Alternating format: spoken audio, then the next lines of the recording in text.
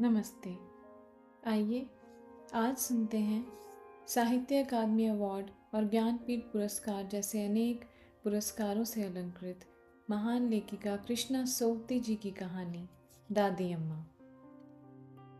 बहार फिर आ गई। वसंत की हल्की हवाएं पतझर के फीके होठों को चुपके से चूम गईं। जाड़े ने सिकुड़े सिकुड़े पंख फड़फड़ाए और सर्दी दूर हो गई। आंगन में पीपल के पेड़ पर नए पात खिल खिल आए।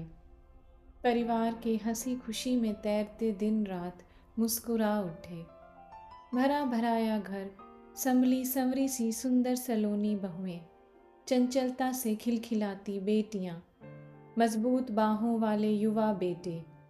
घर की मालकिन मेहरा अपने हरे भरे परिवार को देखती है और सुख में भीग जाती है। यह पांचों बच्चे उसकी उम्र भर की कमाई है। उसे वे दिन नहीं भूलते जब ब्याह के बाद 6 वर्षों तक उसकी गोद नहीं भरी थी।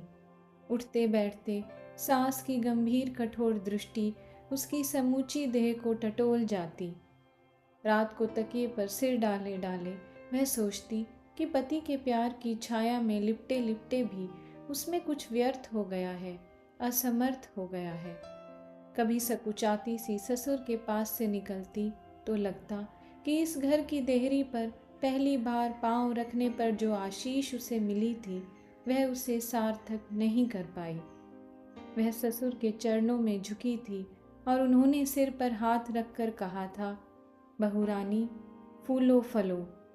कभी दर्पण के सामने खड़ी खड़ी वह बाहें फैलाकर देखती, क्या इन बाहों में अपने उपजे किसी नन्हे मुन्ने को भर लेने की क्षमता नहीं।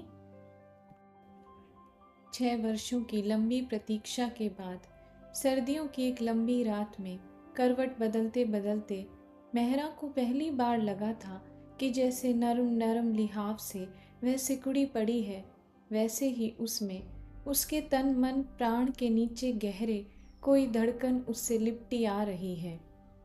उसने अंधियारे में एक बार सोए हुए पति की ओर देखा था और अपने से लजाकर अपने हाथों से आंखें ढांप ली थी। बंद पलकों के अंदर से 2 चमकती आंखें थी, 2 नन्हे नन्हे हाथ थे, 2 पांव थे। सुबह उठकर किसी मीठी शिथिलता में घिरे घिरे अंगड़ाई ली थी। आज उसका मन भरा है। सास ने भांप कर प्यार बरसाया था, बहू अपने को थकाओ मत, जो सहज सहज कर सको करो, बाकी मैं संभाल लूंगी। वह कृतज्ञता से मुस्कुरा दी थी। काम पर जाते पति को देखकर मन में आया था कि कहे, अब तुम मुझसे अलग बाहर ही नहीं मेरे अंदर भी हो। दिन में सास आ बैठी, माथा सहलाते सहलाते बोली, बहू रानी भगवान मेरे बच्चे को तुम सा रूप दे और मेरे बेटे सा जिगरा। बहू की पलकें झुक आईं। बेटी उस मालिक का नाम लो जिसने बीज डाला है, वह फल भी देगा।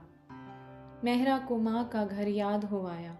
पास पड़ोस की स्त्रियों के बीच माँ भाभी का हाथ आगे कर कह रही है, बाबा यह बताओ मेरी बहू के भाग्य में कितने फल हैं।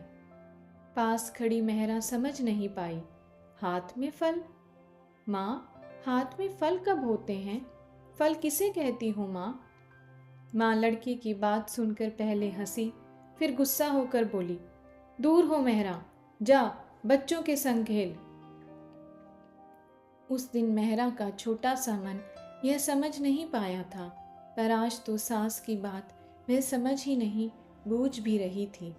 बहू के हाथ में फल होते हैं, बहू के भाग्य में फल होते हैं और परिवार की बेल बढ़ती है। मेहरा की गोद से इस परिवार की बेल बढ़ी है। आज घर में 3 बेटे हैं, उनकी बहुएं हैं, ब्याह देने योग्य 2 बेटियां हैं। हल्के हल्के कपड़ों में लिपटी उसकी बहुएं जब उसके सामने झुकती हैं तो क्षण भर के लिए मेहरा के मस्तक पर घर की स्वामिनी होने का अभिमान उभर आता है। वह बैठे बैठे उन्हें आशीष देती है और मुस्कुरा देती है।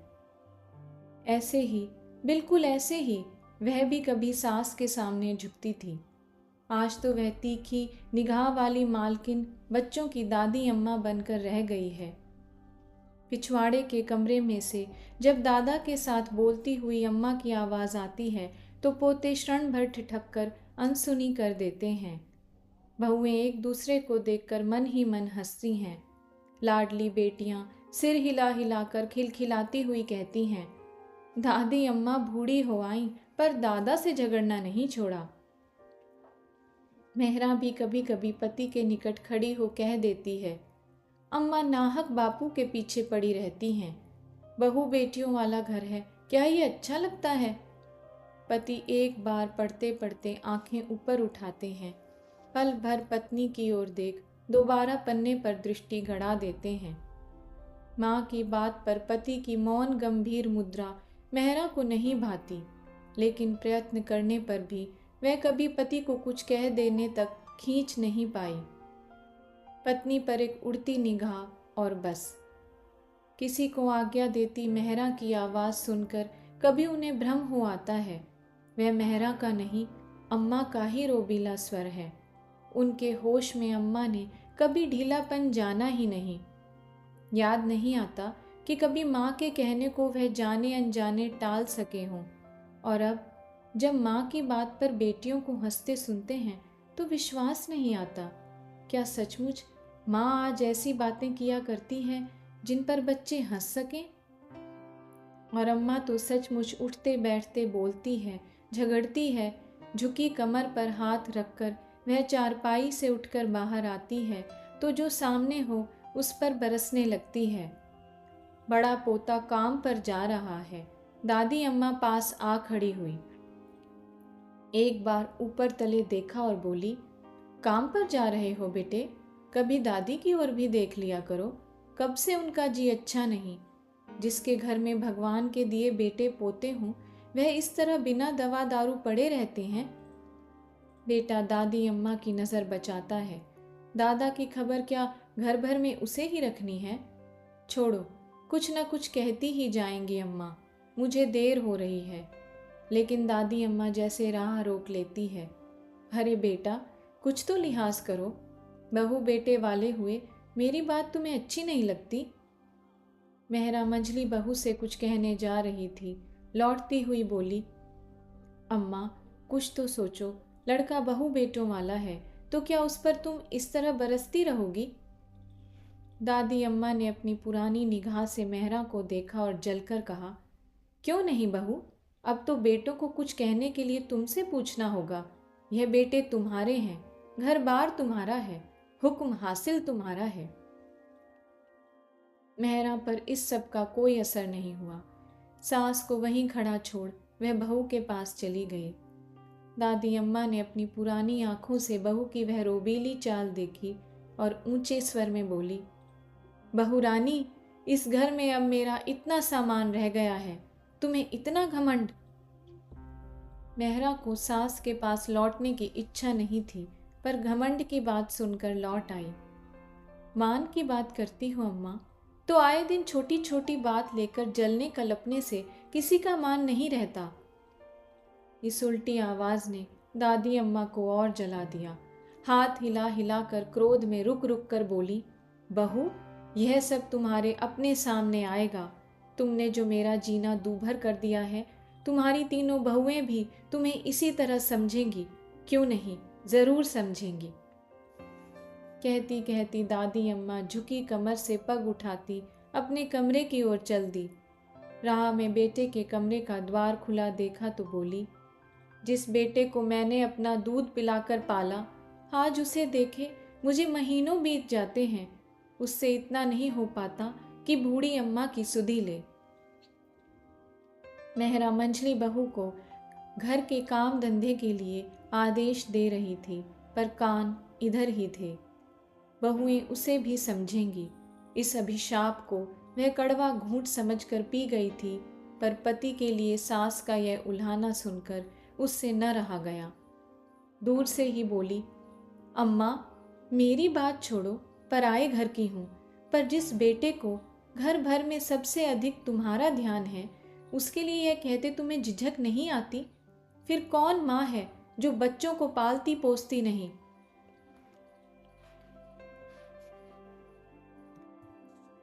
अम्मा ने अपनी झुर्रियों पड़ी गर्दन पीछे की। माथे पर पड़े तेवरों में इस बार क्रोध नहीं, भर्त्सना थी। चेहरे पर वही पुरानी उपेक्षा लौट आई। बहू, किससे क्या कहा जाता है, यह तुम बड़े समधियों से माथा लगा सब कुछ भूल गई हो। माँ अपने बेटे से क्या कहे, यह भी क्या अब मुझे बेटे की बहू से ही सीखना पड़ेगा? सच कहती हो बहू, सभी माएँ बच्चों को पालती हैं। मैंने कोई अनोखा बेटा नहीं पाला था बहू। फिर तुम्हें तो मैं पराई बेटी ही करके मानती रही हूँ। तुमने बच्चे आप जने, आप ही वे दिन काटे, आप ही बीमारियाँ झेली। मेहरा ने खड़े खड़े चाहा कि सास यह कुछ कहकर और कहती। वह इतनी दूर नहीं उतरी कि इन बातों का जवाब दे। चुपचाप पति के कमरे में जाकर इधर उधर बिखरे कपड़े सहेजने लगी। दादी अम्मा कड़वे मन से अपनी चारपाई पर जा पड़ी। बुढ़ापे की उम्र भी कैसी होती है, जीते जी मन से संग टूट जाता है। कोई पूछता नहीं, जानता नहीं। घर के पिछवाड़े, जिसे वह अपनी चलती उम्र में कोठरी कहा करती थी, उसी में आज वह अपने पति के साथ रहती है। एक कोने में उसकी चारपाई और दूसरे कोने में पति की, जिसके साथ उसने अनगिनत बहार और पतझड़ गुजार दिए हैं। कभी घंटों वे चुपचाप अपनी अपनी जगह पर पड़े रहते हैं। दादी अम्मा बीच बीच में करवट बदलते हुए लंबी सांस लेती है। कभी पतली नींद में पड़ी पड़ी वर्षों पहले की कोई भूली बिसरी बात करती है, पर बच्चों के दादा उसे सुनते नहीं। दूर कमरों में बहुओं की मीठी दबी दबी हंसी वैसे ही चलती रहती है। बेटियां खुले खुले खिलखिलाती हैं। बेटों के कदमों की भारी आवाज़ कमरे तक आकर रह जाती है, और दादी अम्मा और पास पड़े दादा में जैसे बीत गए वर्षों की दूरी झूलती रहती है। आज दादा जब घंटों धूप में बैठकर अंदर आए तो अम्मा लेटी नहीं, चारपाई की बाहों पर बैठी थीं। गाढ़े की धोती से पूरा तन नहीं ढका था। पल्ला कंधे से गिरकर एक ओर पड़ा था। वक्ष खुला था। आज वक्ष में ढकने को रह भी क्या गया था। गले और गर्दन की झुर्रियां एक जगह आकर इकट्ठी हो गई थी। पुरानी छाती पर कई तिल चमक रहे थे। सिर के बाल उदासीनता से माथे के ऊपर सटे थे। दादा ने देखकर भी नहीं देखा। अपने सा पुराना कोट उतारकर खूंटी पर लटकाया और चारपाई पर लेट गए। दादी अम्मा देर तक बिना हिले डुले वैसी की वैसी बैठी रही। सीढ़ियों पर छोटे बेटे के पांवों की उतावली सी आहट हुई। उमंग की छोटी सी गुनगुनाहट द्वार तक आकर लौट गई। ब्याह के बाद के वे दिन, मीठे मधुर दिन, पांव बार बार घर की ओर लौटते हैं। प्यारी सी बहू आंखों में प्यार भर भर कर देखती है, लजाती है, सकुचाती है और पति की बाहों में लिपट जाती है। अभी कुछ महीने हुए यही छोटा बेटा माथे पर फूलों का सेहरा लगाकर ब्याहने गया था। बाजे गाजे के साथ जब लौटा तो संग में दुल्हन थी। सबके साथ दादी अम्मा ने भी पतोहू का माथा चूमकर उसे हाथ का कंगन दिया था। पतोहू ने झुककर दादी अम्मा के पांव छुए थे और अम्मा लेन देन पर मेहरा से लड़ाई झगड़े की बात भूलकर कई क्षण दुल्हन के मुखड़े की ओर देखती रही थी। छोटी बेटी ने चंचलता से परिहास कर कहा था, दादी अम्मा सच कहो, भैया की दुल्हन तुम्हें पसंद आई? क्या तुम्हारे दिनों में भी शादी ब्याह में ऐसे ही कपड़े पहने जाते थे? कहकर छोटी बेटी ने दादी के उत्तर की प्रतीक्षा नहीं की। हंसी हंसी में किसी ओर से उलट पड़ी। मेहरा बहू बेटे घेर कर अंदर ले चली। दादी अम्मा भटकी भटकी दृष्टि से अनगिनत चेहरे देखती रही। कोई पास पड़ोसिन उसे बधाई दे रही थी। बधाई हो अम्मा, सोने सी बहू आई है। शुक्र है उस मालिक का, तुमने अपने हाथों छोटे पोते का काज संवारा। अम्मा ने सिर हिलाया। सचमुच आज उस जैसा कौन है? पोतों की उसे हौस थी, आज पूरी हुई। पर काज संवारने में उसने क्या किया? किसी ने पूछा नहीं तो क्या करती? समधियों से बातचीत, लेन देन, दुल्हन के कपड़े गहने, यह सब मेहरा के अभ्यस्त हाथों से होता रहा है। घर में पहले 2 ब्याह हो जाने पर अम्मा से सलाह सम्मति करना भी आवश्यक नहीं रह गया। केवल कभी कभी कोई नया गहना गढ़वाने पर या नया जोड़ा बनवाने पर मेहरा उसे सास को दिखा देती रही है।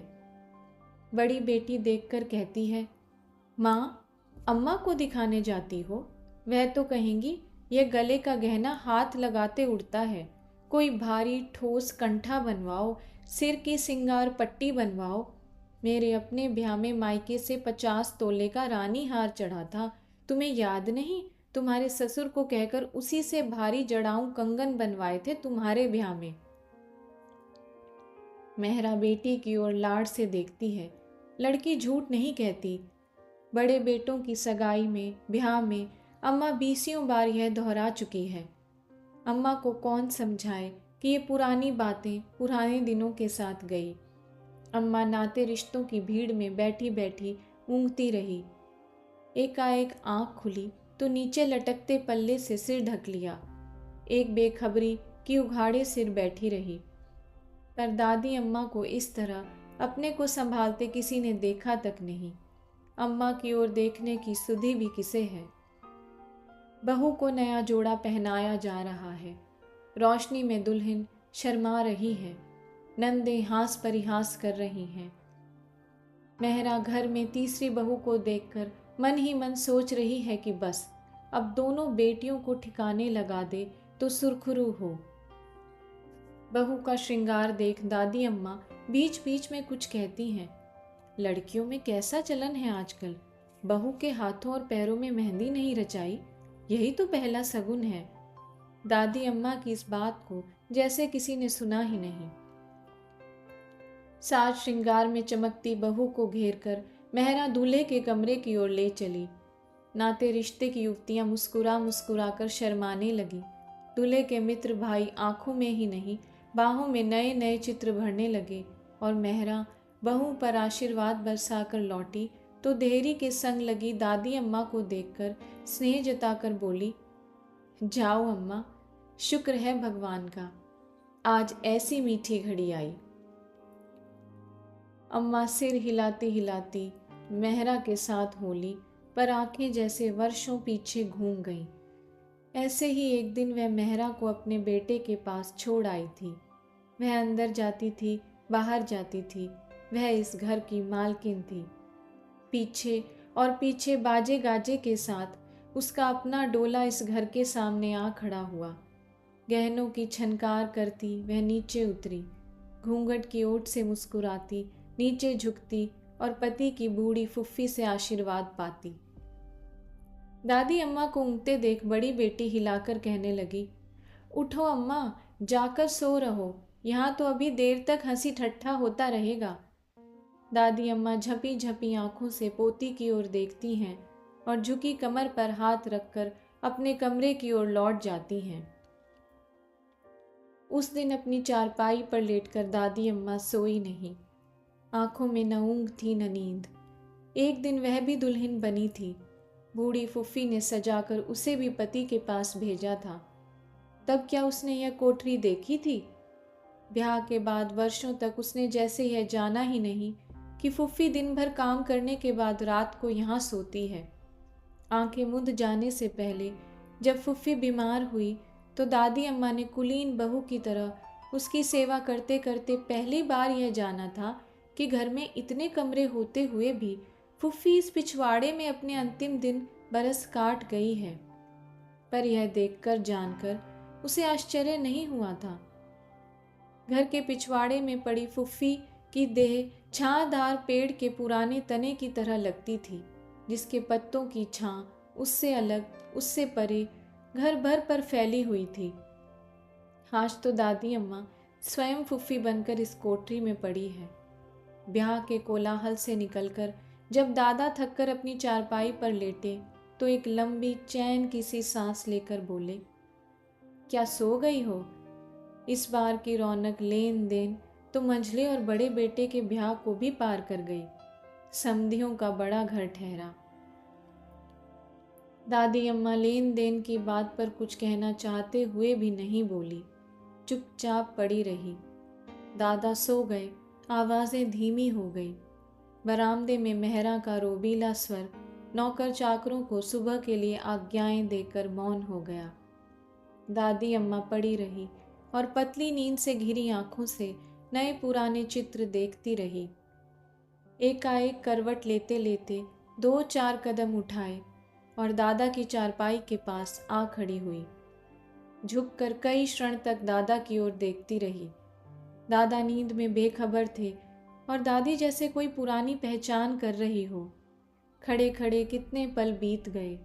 क्या दादी ने दादा को पहचाना नहीं? चेहरा उसके पति का है, पर दादी तो इस चेहरे को नहीं, चेहरे के नीचे पति को देखना चाहती है। उसे बिछुड़े गए वर्षों में से वापस लौटा लेना चाहती है। सिरहाने पर पड़ा दादा का सिर बिल्कुल सफ़ेद था। बंद आंखों से लगी झुर्रियां ही झुर्रियां। एक सूखी भां कंबल पर सिकुड़ी सी पड़ी थी। यह नहीं, यह तो नहीं। दादी अम्मा जैसे सोते सोते जाग पड़ी थी, वैसे ही इस भूले भटके भंवर में ऊपर नीचे होती चारपाई पर जा पड़ी। उस दिन सुबह उठकर जब दादी अम्मा ने दादा को बाहर जाते देखा तो लगा कि रात भर की भटकी भटकी तस्वीरों में से कोई भी तस्वीर उसकी नहीं थी। वह इस सूखी देह और झुके कंधे में से किसे ढूंढ रही थी? दादी अम्मा चारपाई की बाहों से उठी और लेट गई। अब तो इतनी सी दिनचर्या शेष रह गई है। बीच बीच में कभी उठकर बहुओं के कमरों की ओर जाती है तो लड़ झगड़ कर लौट आती है।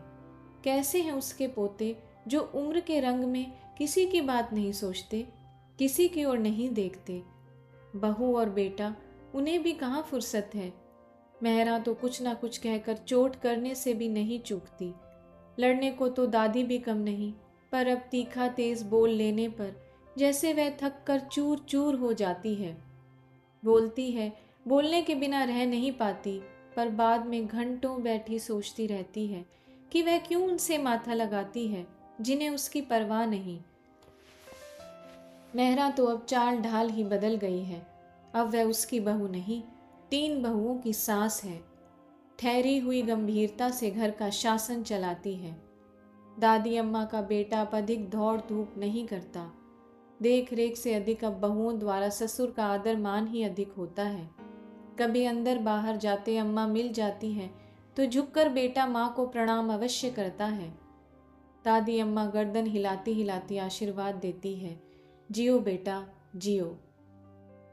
कभी मेहरा की जली कुटी बातें सोच बेटे पर क्रोध और अभिमान करने को मन होता है, पर बेटे को पास देखकर दादी अम्मा सब भूल जाती है। ममता भरी पुरानी आंखों से निहार कर बार बार आशीर्वाद बरसाती चली जाती है। सुख पाओ, भगवान बड़ी उम्र दे। कितना गंभीर और शीलवान है उसका बेटा। है तो उसका ना।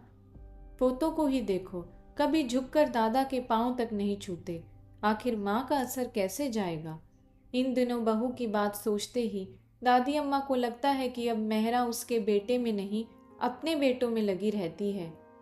दादी अम्मा को वे दिन भूल जाते हैं जब बेटे के ब्याह के बाद बहू बेटे के लाड़ चाव में उसे पति के खाने पीने की सुधि तक न रहती थी, और जब लाख लाख शुक्र करने पर पहली बार मेहरा की गोद भरने वाली थी तो दादी अम्मा ने आकर दादा से कहा था, बहू के लिए अब यह कमरा खाली करना होगा, हम लोग फुफ्फी के कमरे में जा रहेंगे। दादा ने भरपूर नज़रों से दादी की अम्मा की ओर देखा था, जैसे वह बीत गए वर्षों को अपनी दृष्टि से टटोलना चाहते हों। फिर सिर पर हाथ फेरते फेरते कहा था, क्या बेटे वाला कमरा बहू के लिए ठीक नहीं? नाहक क्यों यह सब कुछ उल्टा सीधा करवाती हो? दादी अम्मा ने हाथ हिलाकर कहा, ओहो, तुम समझोगे भी। बेटे के कमरे में बहू को रखूंगी तो बेटा कहाँ जाएगा? उल्टे सीधे की फिक्र तुम क्यों करते हो? मैं सब ठीक कर दूंगी। और पत्नी के चले जाने पर दादा बहुत देर बैठे बैठे भारी मन से सोचते रहे कि जिन वर्षों का बीतना उन्होंने आज तक नहीं जाना, उन्हीं पर पत्नी की आशा विराम बनकर आज खड़ी हो गई है। हाँ, सचमुच ही उसे इस उलटफेर की परवाह नहीं। इस कमरे में बड़ी फुफ्फी उनकी दुल्हन को छोड़ गई थी। उस कमरे को छोड़कर आज वह फुफ्फी के कमरे में जा रहे हैं। क्षण भर के लिए, केवल क्षण भर के लिए उन्हें बेटे से ईर्ष्या हुई और उदासीनता में बदल गई। और पहली रात जब वह फुफ्फी के कमरे में सोए तो देर तक भी पत्नी बहू के पास से नहीं लौटी थी। कुछ देर प्रतीक्षा करने के बाद उनकी पलकें झपी तो उन्हें लगा कि उनके पास पत्नी का नहीं, फुफ्फी का हाथ है। दूसरे दिन मेहरा की गोद भरी थी, बेटा हुआ था। घर की मालकिन पति की बात जानने के लिए बहुत अधिक व्यस्त थी। कुछ दिन से दादी अम्मा का जी अच्छा नहीं। दादा देखते हैं पर बुढ़ापे की बीमारी से कोई दूसरी बीमारी बड़ी नहीं होती। दादी अम्मा बार बार करवट बदलती है और फिर कुछ कुछ देर के लिए हाँफ कर पड़ी रह जाती है। 2-1 दिन से वह रसोई घर की ओर भी नहीं आई, जहाँ मेहरा का आधिपत्य रहते हुए भी वह कुछ न कुछ नौकरों को सुनाने में चूकती नहीं है। आज दादी को न देखकर छोटी बेटी हंसकर मंझली भाभी से बोली, भाभी, दादी अम्मा के पास अब शायद कोई लड़ने झगड़ने की बात नहीं रह गई, नहीं तो अब तक कई बार चक्कर लगाती। दोपहर को नौकर जब अम्मा के यहाँ से अनछुई थाली उठा लाया तो मेहरा का माथा ठनका। अम्मा के पास जाकर बोली, अम्मा कुछ खा लिया होता, क्या जी अच्छा नहीं? एकाएक अम्मा कुछ बोली नहीं। क्षण भर रुककर आंखें खोली और मेहरा को देखती रह गई। खाने को मन न हो तो अम्मा दूध ही पी लो। अम्मा ने हाँ ना कुछ नहीं की, न पलकें ही झपकी। इस दृष्टि से मेहरा बहुत वर्षों के बाद आज फिर डरी। इनमें न क्रोध था, न सास की तरेर थी, न मन मुटाव था। एक लंबा गहरा उल्हाना पहचानते मेहरा को देर नहीं लगी। डरते डरते सास के माथे को छुआ, ठंडे पसीने से भीगा था। पास बैठकर धीरे से स्नेह भरे स्वर में बोली, अम्मा जो कहो बना लाती हूँ। अम्मा ने सिरहाने पर पड़े पड़े सिर हिलाया, नहीं कुछ नहीं, और बहू के हाथ से अपना हाथ खींच लिया। मेहरा पल भर कुछ सोचती रही और बिना आहट किए बाहर हो गई। बड़ी बहू के पास चिंतित स्वर में बोली, बहू, अम्मा कुछ अधिक बीमार लगती हैं, तुम जाकर पास बैठो तो मैं कुछ बना लाऊं। बहू ने सास की आवाज़ में आज पहली बार दादी अम्मा के लिए घबराहट देखी। दबे पांव जाकर अम्मा के पास बैठ हाथ पांव दबाने लगी। अम्मा ने इस बार हाथ नहीं खींचे, ढीली सी लेटी रही। मेहरा ने रसोई घर में जाकर दूध गर्म किया और टाने लगी तो एकाएक हाथ अटक गया। क्या अम्मा के लिए यह अंतिम बार दूध लिए जा रही है? दादी अम्मा ने बेखबरी में 2-4 घूंट दूध पीकर छोड़ दिया। चारपाई पर पड़ी अम्मा चारपाई के साथ लगी दिखती थी। कमरे में कुछ अधिक सामान नहीं था। सामने के कोने में दादा का बिछौना बिछा था। शाम को दादा आए तो अम्मा के पास बहू और पतोहू को बैठे देख पूछा, अम्मा तुम्हारी रूठ कर लेटी है या? मेहरा ने अम्मा की बाह आगे कर दी। दादा ने छूकर हौले से कहा, जाओ बहू, बेटा आता ही होगा, उसे डॉक्टर को लिवाने भेज देना। मेहरा ससुर के शब्दों को गंभीरता से जानते हुए चुपचाप बाहर हो गई। बेटे के साथ जब डॉक्टर आया तो दादी अम्मा के तीनों पोते भी वापस आ खड़े हुए। डॉक्टर ने सधे सधाए हाथों से दादी की परीक्षा की। जाते जाते दादी के बेटे से कहा, कुछ ही घंटे और। मेहरा ने बहुओं को धीमे स्वर में आज्ञाएं दी और बेटों से बोली, बारी बारी से खा पी लो, फिर पिता और दादा को भेज देना। अम्मा के पास से हटने की पिता और दादा की बारी नहीं आई उस रात। दादी ने बहुत जल्दी की। डूबते डूबते हाथ पांवों से छटपटाकर एक बार आंखें खोली और बेटे और पति के आगे बाहें फैला दी, जैसे कहती हूँ, मुझे तुम पकड़ रखो।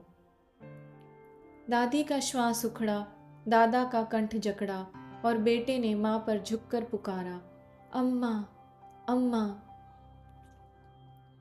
सुन रही हूँ बेटा, तुम्हारी आवाज़ पहचानती हूँ। मेहरा सास की ओर बढ़ी और ठंडे हो रहे पैरों को छूकर याचना भरी दृष्टि से दादी अम्मा को बिछुड़ती आंखों से देखने लगी। बहू को रोते देख अम्मा की आंखों में क्षण भर को संतोष झलका, फिर वर्षों की लड़ाई झगड़े का आभास उभरा। द्वार से लगी तीनों पोतों की बहुएं खड़ी थी। मेहरा ने हाथ से संकेत किया। बारी बारी दादी अम्मा के निकट तीनों झुकी। अम्मा की पुतलियों में जीवन भर का मोह उतर आया। मेहरा से उलझा कड़वापन ढीला हो गया। चाहा कि कुछ कहे कुछ, पर छूटते तन से दादी अम्मा होठों पर कोई शब्द नहीं खींच पाई। अम्मा, बहुओं को आशीष देती जाओ। मेहरा के गीले कंठ में आग्रह था, विनय थी। अम्मा ने आंखों के झिलमिलाते पर्दे में से अपने पूरे परिवार की ओर देखा। बेटा, बहू, पति, पोते, पतोहू, पोतियां। छोटी पतोहू की गुलाबी ओढ़नी जैसे दादी के तन मन पर बिखर गई। उस ओढ़नी से लगे गोरे गोरे लाल लाल बच्चे, हंसते खेलते, भोली किलकारियां। दादी अम्मा की धुंधली आंखों में से और सब मिट गया, सब पुछ गया। केवल ढेर से अनगिनत बच्चे खेलते रह गए। उसके पोते, उसके बच्चे। पिता और पुत्र ने एक साथ देखा। अम्मा जैसे हल्के से हंसी, हल्के से। मेहरा को लगा अम्मा बिल्कुल वैसे ही हंस रही है जैसे पहली बार बड़े बेटे के जन्म पर वह उसे देखकर हंसी थी। समझ गई, बहुओं को आशीर्वाद मिल गया। दादा ने अपने सिकुड़े हाथ में दादी का हाथ लेकर आंखों से लगाया और बच्चों की तरह बिलक बिलक कर रो पड़े। रात बीत जाने से पहले दादी अम्मा बीत गईं। अपने भरे पूरे परिवार के बीच वह अपने पति, बेटे और पोतों के हाथों में अंतिम बार घर से उठ गईं। दाह संस्कार हुआ और दादी अम्मा की पुरानी देह फूल हो गई। देखने सुनने वाले बोले, भाग्य हो तो ऐसा फलता फूलता परिवार। मेहरा ने उदास उदास मन से सबके लिए नहाने का सामान जुटाया, घर बाहर धुलाया। नाते रिश्तेदार, पास पड़ोसी अब तक लौट गए थे। मौत के बाद रूखी सहमी सी दोपहर। अनचाहे मन से कुछ खा पीकर घर वाले चुपचाप खाली हो बैठे। अम्मा चली गई पर परिवार भरा पूरा है। पोते थक कर अपने अपने कमरों में जा लेटे। बहुएं उठने से पहले सास की आज्ञा पाने को बैठी रहीं। दादी अम्मा का बेटा निढाल होकर कमरे में जा लेटा। अम्मा की खाली कोठरी का ध्यान आते ही मन बह आया। कल तक अम्मा थी, उसी कोठी में थी। रुआसी आंखें बरसकर झुक आई तो सपने में देखा नदी किनारे घाट पर अम्मा खड़ी हैं। अपनी चिता को जलते देख कहती हैं, जाओ बेटा, दिन ढलने को आया, अब घर लौट चलो। बहू राह देख रही होगी, जरा संभल कर जाना। बहू से कहना बेटियों को अच्छे ठिकाने लगाए। दृश्य बदला। अम्मा द्वार पर खड़ी हैं, झांक कर उसकी ओर देखती हैं। बेटा, अच्छी तरह कपड़ा ओढ़कर सो। हाँ बेटा, उठो तो कोठरी में बापू को मिल जाओ, यह विछोह उनसे न झेला जाएगा। बेटा, बापू को देखते रहना। तुम्हारे बापू ने मेरा हाथ पकड़ा था, उसे अंत तक निभाया, पर मैं ही छोड़ चली। बेटे ने हड़बड़ा कर आंखें खोली। कई क्षण द्वार की ओर देखते रह गए। अब कहाँ आएंगी अम्मा इस देहरी पर। बिना आहट किए मेहरा आई, रोशनी की। चेहरे पर अम्मा की याद नहीं, अम्मा का दुख था। पति को देखकर जरा सी रोई और बोली, जाकर ससुर जी को तो देखो, पानी तक मुंह नहीं लगाया है। पति खिड़की में से कहीं दूर देखते रहे, जैसे देखने के साथ कुछ सुन रहे हों। बेटा, बापू को देखते रहना। तुम्हारे बापू ने तो अंत तक संग निभाया, पर मैं ही छोड़ चली। उठो। मेहरा कपड़ा खींचकर पति के पीछे हो ली। अम्मा की कोठरी में अंधेरा था। बापू उसी कोठरी के कोने में अपनी चारपाई पर बैठे थे। नजर दादी अम्मा की चारपाई वाली खाली जगह पर गड़ी थी। बेटे को आया जान हिले नहीं। बापू उठो, चलकर बच्चों में बैठो, जी संभलेगा। बापू ने सिर हिला दिया। मेहरा और बेटे की बात बापू को मानो सुनाई नहीं दी। पत्थर की तरह बिना हिले डुले बैठे रहे। बहू, बेटा, बेटे की माँ, खाली दीवारों पर अम्मा की तस्वीरें ऊपर नीचे होती रही।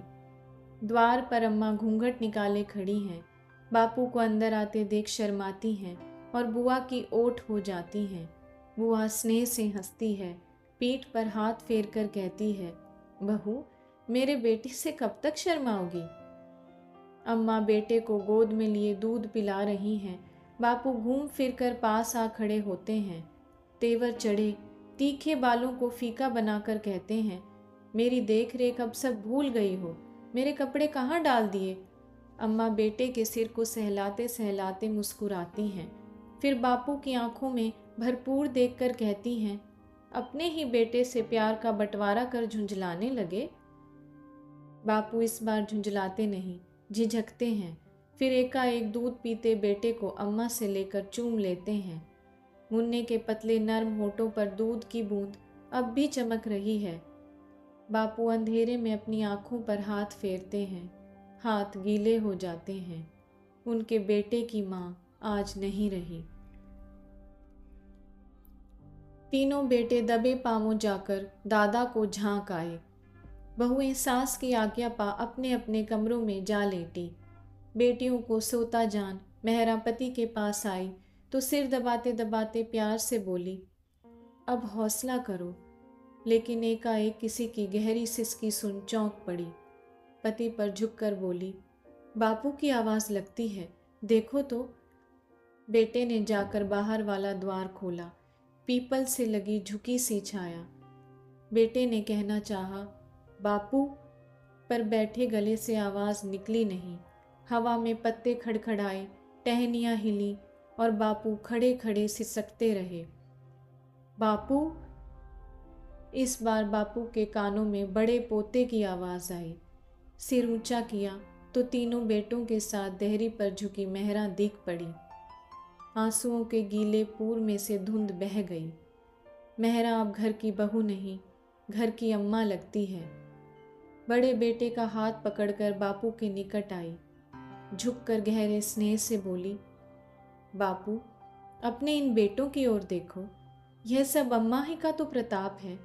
महीने भर के बाद बड़ी बहू की झोली भरेगी, अम्मा का परिवार और फूले फलेगा।